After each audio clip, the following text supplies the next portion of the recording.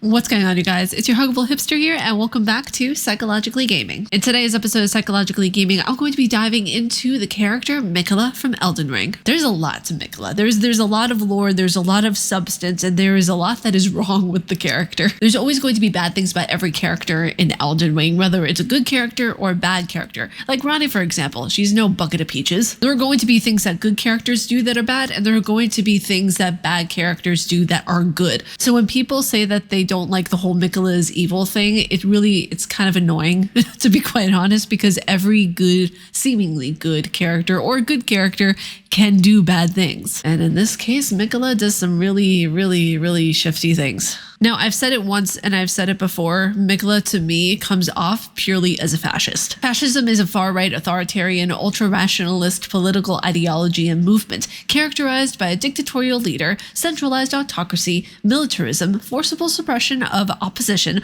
belief in a natural social hierarchy, subordination of individual interests for the perceived good of the nation or race, a strong regimentation of society and the economy. It's opposed to anarchism, democracy, pluralism, egalitarianism, liberalism, socialism, and Marxism. Fascism is placed on the far right wing within the traditional left-right spectrum. This about sums up a lot of the stuff that Miquella has tried to accomplish within Elden Ring, especially within Shadow of the Erdtree. But Ariel, why do you think Miquella is a fascist? What led you to this conclusion? Well, I am so happy you asked. What really cemented in my mind that Miquella is a fascist is his actions throughout the game. Not just the first one with like context clues and things that we see with item descriptions, but when we really look at his character. In the Shadow of the Erdtree, we see a fascist. We see this being that is perpetually stuck at a young age and forcibly putting kindness onto people, manipulating different characters. The way he manipulated Mohg, and dare I say it, Var, is one of the many examples that we have of Miquella's fascist ideologies coming to light. My brother will keep his promise. He possesses wisdom, the allure of a god. He is the most fearsome Empyrean of all. Why would you need to be a fearsome Empyrean if you're leading off of the premise of being kind and promoting kindness to others? What also really strikes me fascinating is the unalloyed gold needle. So the unalloyed gold needle is a ritual implement crafted to ward away meddling of outer gods. It is thought capable of forestalling the incurable rotting sickness. Now you need to fix the unalloyed gold needle to turn into Miquella's needle. Now just to preface this, Miquella's needle can be utilized to reverse the frenzied flame. It is the only way to reverse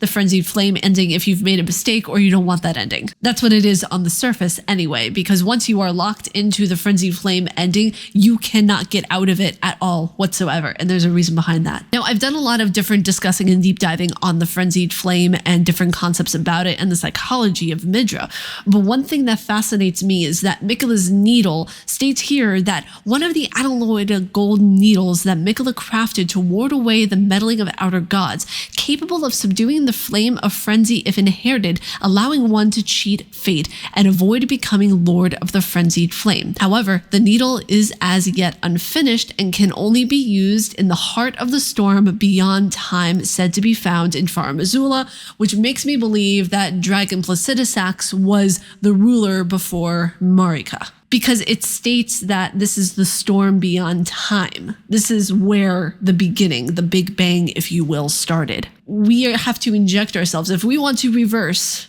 the frenzy flame, we have to inject ourselves with this needle at the beginning of time. One thing that came across to my mind very heavily was that Miquella was trying to create this perfect world of unity, of harmony, of sameness. Being one with the Lord of the Frenzied Flame signifies that you want to destroy the world, that you want to destroy everything, all its inhabitants, everything, be gone, up the whole of it. You're done. There's more of a psychological impact, but that is the base concept behind it. Now, Miquella, as an Empyrean, was next in line to become God. Ranni didn't want that title. She was like, I'm getting rid of my body.